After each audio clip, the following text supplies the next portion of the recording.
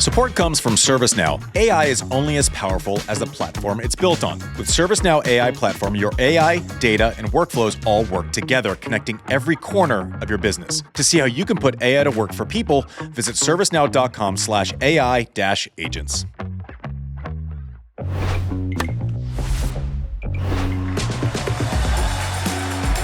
Hey everyone, Jon Wertheim here. It is today's Quick Serve from the Surf Podcast. Andy's out celebrating his birthday. We will happily fill in and tell you what's going on from Saturday. We are officially in the business phase of this tournament. We're now in the fourth round of 16. Saturday was sort of a tale of two sessions, day and night. It sort of turned into a party and things got exciting once the sun went down. Day session started out with familiar face Coco Gauff, played first on Arthur Ashe, and you know what? She looked a lot like Coco Gauff, the kind of player who can win majors. All of sort of the drama and the melodrama and the emotions that had accompanied her first two matches really fell by the wayside. She had a pretty straightforward, straight set win. Spoke to her after the match. I always feel like what players interview, their interview schedule in the middle of a major often gives you some set into some sense of their mindset. And the fact that she was sort of going through the car wash and doing interviews after the match I took was a good sign. 4 double faults, that's sort of the stat everyone is watching. But also look at her miles per hour on the serve. She served aggressively, really wasn't pushed, and she's got to be thrilled with that. She plays Naomi Osaka next. Osaka, who of course has won this event twice, beat Daria Kasatkina in 3 sets. People will remember their match here, I think it was 6 years ago, when it was a very different Osaka and a very different Coco Gauff, and it wasn't particularly competitive. Expect a competitive match in the round of 16. We talked about this match on our draw show. We all had that circled. Now it is coming to bear on Labor Day. And it's an interesting matchup because when Osaka is at her best, she might be the better tennis player, the better pure striker.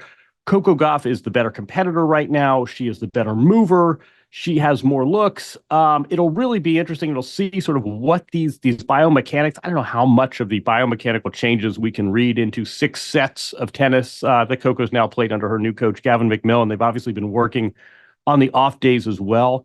But I think the way Coco manages this match will be the key. But this is a good Labor Day match. Jannik Sinner, the defending champion, the winner of the previous major, the number 1 seed, the player a lot of people think is going to win this event. He struggled. He did not have a great day against Dennis Shapovalov, lost the first set and was down a break in the third set. This could have been a really interesting match. And then Dennis Shapovalov sort of retreated. In many ways, this is a metaphor for his career. A lot of flash, a lot of showmaking, a lot of shot making, a lot of style. But not a lot of great sort of, I guess what I'd call match generalship. Some questionable shot selection. He got upset for silly reasons at his camp. He actually had a point to go up, a double break in the third set. Imagine that. You have the defending champion up 2-1 potentially. The opportunity slipped. Jannik Sinner was not broken. He then broke back, reeled off 7 on the next 8 games, and Jannik Sinner ends up with a victory. Afterwards, in the transcript, in the press, Jannik Sinner said he played well, which I'm not sure if that's sort of protesting too much or trying to convince himself, or maybe he saw a different match than the rest of us. I mean, he was barely dropping games in his first 2 matches, was tested more than 3 hours, 4 sets over Dennis Shapovalov, but Jannik Sinner advances. So does the other Wimbledon singles champion, Iga Swiatek. She really struggled. She was down 5 sets. She was down 5-1 in the first set against Anna Kalinskaya, a dangerous player. And then Iga sort of locked in and Kalinskaya retreated. We see this. We've seen this movie before, and Iga survives. Remember, she lost a set in her second round match, and you figured, okay, this is sort of the loose match. You're not playing A+ tennis for 7 rounds. This is that one match where she sort of survives and advances. But Iga looked a little shaky yesterday, especially in the early going, but ends up prevailing. Sometimes that can be a disguised blessing. Other winners yesterday, before we get to the crazy night session, sort of one of these sub-stories, and this is what always happens in these tournaments. The singles draw is what it is, but we have off-court controversy. We have Yelena Ostapenko. We have a guy stealing a hat. We also have, more happily, Venus Williams, age 45. She entered the mix. She entered singles and acquitted herself quite well, and now here she is with Leylah Fernandez, her second favorite doubles partner after her sister. They won another round. So Venus Williams, who actually looks really good on the doubles court, stands to reason, right? I mean, you're 45 years old, cover half the court. You are with it's a sort of an interesting lefty-righty combo with Leylah Fernandez. But they advance yet again to the delight of the crowd and also, honestly, the delight of the schedule makers with Ben Shelton and Francis both going out. The USTA is probably quite pleased that Venus Williams is sort of a bonus session. Other results. Bia Haddad Maia of Brazil, who's a fine player who really struggles at majors. Well, not this one because she beat Sakari 1 and 2 to advance.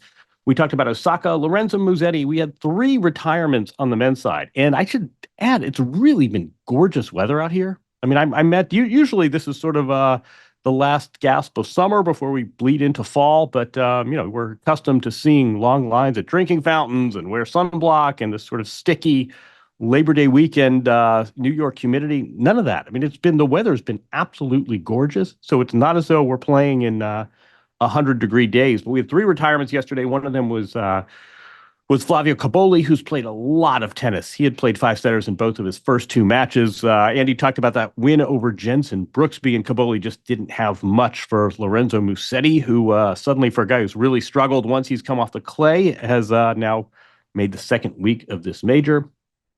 Colton Wong, the first player from Hong Kong to win a main draw match.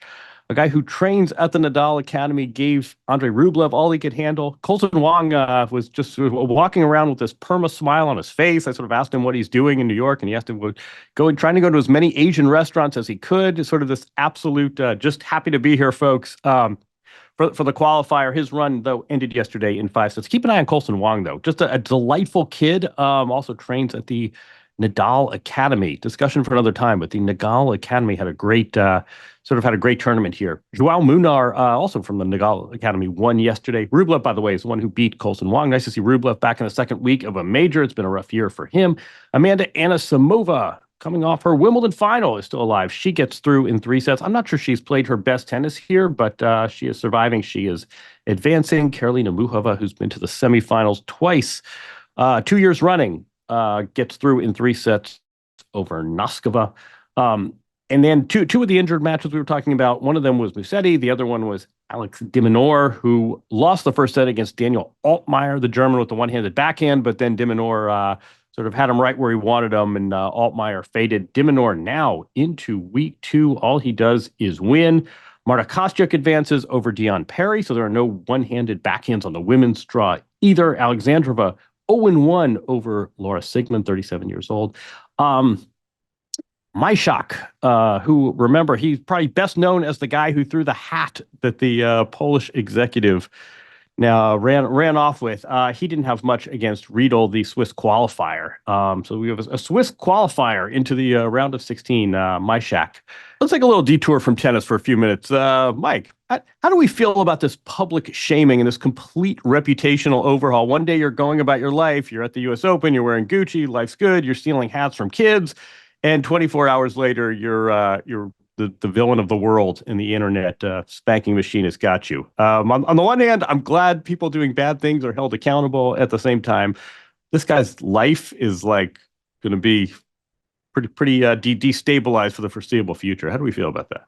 Yeah, I mean, when my wife saw it, my wife is quite the internet sleuth herself, and she was like, the internet's going to find this guy in like 25 minutes. And they quite frankly did. I think the sad part is it's just a hat, right? It from his perspective, he's stealing just a hat from a kid. From my perspective, this dude just made a bad decision in the moment. But I mean, at the end of the day, like, you're down there with a bunch of kids holding giant tennis balls and you're acting like a petty 8-year-old. I mean, sometimes things happen for a reason, So hopefully it's just short-lived, and hopefully there's a lesson from it for all of us in it. What does a Camille Majchak hat go for on eBay, I wonder? You're kind of like, dude, if you're going to trash your reputation, you're doing over a sweaty ball cap. The guy's probably got an extra one if you'd ask for him. Anyway, who loved that instance, I think, was Yelena Ostapenko, sort of the villain of the tournament meter, then pivoted to this guy. Anyway, back to tennis. Night match is when things really got cooking. We had Alexander Zverev, who served for the title here 5 years ago. We've all agreed, best player not to have won a major, not just active, perhaps of all time, but you know what? He holds on to that title. because he went down to Felix Auger-Aliassime. We could take either angle of this. One of them is just the window closing on Zverev, and for a guy who came in here seated third, I don't think too many people thought that was an accurate reflection. I don't think he's necessarily anyone's bronze medal winner. Just a rough year for a guy who should notionally be in his prime. Sort of the same thing from Zverev, right?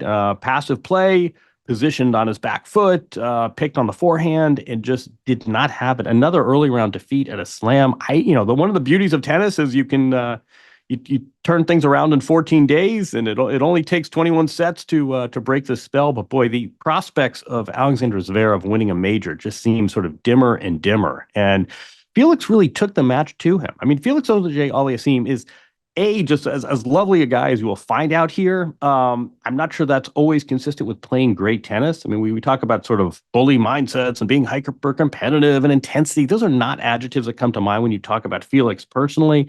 The backhand can be picked on. I'm not, he's only 25 years old, but he's really faded from conversation. I mean, this was a matchup of two Tony Nadal proteges. That was sort of a thin storyline. I mean, this should have been two guys who've spent time in the top 10 competing for a title, and they've both sort of, Zverev and Felix, sort of become, I don't want to say afterthoughts, but they've really faded from prime conversation. They've really faded from the Alcaraz Sinner, who's going to attack them. And Felix, all of a sudden, really from nowhere. I mean, again, this is a guy we barely mentioned in a draw show. Or top 10 player, only 25 years old. Remember, he pushed Rafa to 5 sets at Roland Garros not long ago, and he's really sort of not in the conversation. But boy, that was a masterclass last night. That was sort of everything that's been missing, which is just aggressive tennis, good serving, the athleticism he brings to bear, staying in control. This is a self-possessed guy, but there also was a level of intensity we don't always see. I mean, he played Jannik Sinner on Tennis Channel, a Match Tennis Channel had in Cincinnati like 3 weeks ago, and it was embarrassing. I mean, it was not remotely competitive. Even when they shook hands at the net, Felix sort of wore this expression of like, boy, we played two different sports today. For him to come back at the very next event, take out the number 3 seed and do it with this kind of authoritative tennis. This is one of the great wins of his career. And you say, we know about this guy. He's from our neighbor to the north. I think everybody was sort of cheering for him just because of what a sort of lovely self-possessed guy he is. It just, the results haven't been there. Keep an eye on Felix. This really could, I mean, whatever. This could be one great night when everything worked, but this also, you have a feeling this could have unlocked something. So that the last night match was Alexander Bublik against Tommy Paul. Bublik gets through in 5 sets. Bublik doing Bublikian things. I watched a little. Full disclosure, got out last night early. Did not stay for this. It ended in the wee hours. But Bublik would sort of, he'd be up 5-2 in the breaker, double fault, miss a serve, and then hit 119 mile an hour, barely untouchable second serve. Sort of Bublik doing Bublikian things, coupled with Tommy Paul, who clearly is physically compromised. Hasn't talked about it much, but he was in a boot 4 weeks ago. But Bublik gets through. So it's sort of seemed like a calm day. We had 3 injury retirements, probably a function of just people playing a lot of tennis, 4th major of the year. It certainly is not because it was 110 degrees out there. And then sort of things got interesting at night. What do we have on the docket for today? Let's quickly click the scheduling app. August 31st. Jessie Pegula back on Ash. That seems to be her starting point. We have sort of an interesting case. We've got Alcaraz and Djokovic both playing on the same day, right? So we have 2 former champions, two of the great stars of our sport. The USTA this year has put 2 day matches on Ash, 2 night matches on Ash. They're really not deviating from that. What is that? And switching men, women. What does that mean? That means Taylor Fritz, the number 1 American, the guy who reached the finals last year, once again is not playing Ash because Alcaraz and Djokovic are. Taylor Fritz, he may get to the quarterfinals and not play on the big stadium, but the day session kicks off with Jessie Pegula, and then we've got Alcaraz against Arthur Rinderknecht, former college player. Djokovic against Jon Leonard Struff, 38 versus 35 in the age category, and then Rybakina Vondrousova is the night match. That's the late match. Adrian Mannarino, our 37-year-old 22-pound racket-strung guy, who beat Ben Shelton when Shelton had to retire. He gets Yuri Leheshka. Barbara Krejcikova against Taylor Townsend is a tennis purist delight. That is a great match. that, if you're a tennis connoisseur, you can't do much better than Krejcikova against Taylor Townsend. I'll throw one out for you just as a side note. I was looking at the stats. Serving and volleying, not particularly popular technique, and yet two great doubles players, Taylor Townsend and Barbara Krejcikova, can both do it. Only 2% of the points so far played this tournament have been serve and volley points. And yet serve and volley as a strategy is successful 68% of the time this tournament. So can you imagine that? Someone says to you, I'm going to give you a strategy. It's going to work more than 2 out of 3 times. You only need to win like 52% of the points and you'll win this tournament. So 2 out of 3 points can be won serving and volleying. And you say, well, I'm only going to do that 1 out of 50 times. Make of that what you will, but we will see more than 2% serving and volleying when Taylor Townsend plays Barbara Krejcikova. It's been great, too, that Taylor Townsend, I don't know if you heard her. Did you guys hear her explanation likening herself to a phoenix? No, I didn't hear it. I encourage everyone to check that out. It is a wonderful metaphor that you really, first of all, the notion that this is this is a person lacking in education. This answer single-handedly dispels that. But one of the great monologues of this tournament, I encourage everyone to find it. Taylor Townsend likening herself to a phoenix. Taylor Fritz, again, is in action against Machac. That's a match he should be able to win fairly handily. Just does everything better. Machac can be entertaining and hits a forehand a million miles an hour, but is not particularly durable. As the kind of player Taylor Fritz should get through pretty easily. And Aryna Sabalenka is in action as well. We are firmly in Labor Day weekend. We are firmly in the guts of this tournament. We are again making that mid-tournament pivot from fun chaos to all business. But the 4th round kicks off today. What I missed? Any question, guys? Anything we should be talking about that we didn't? No, you covered it all. We'll be back tomorrow with another Quick Serve. Enjoy the Labor Day weekend tennis, everyone. I'm Jon Wertheim. This is Quick Serve on the Serve Media Network.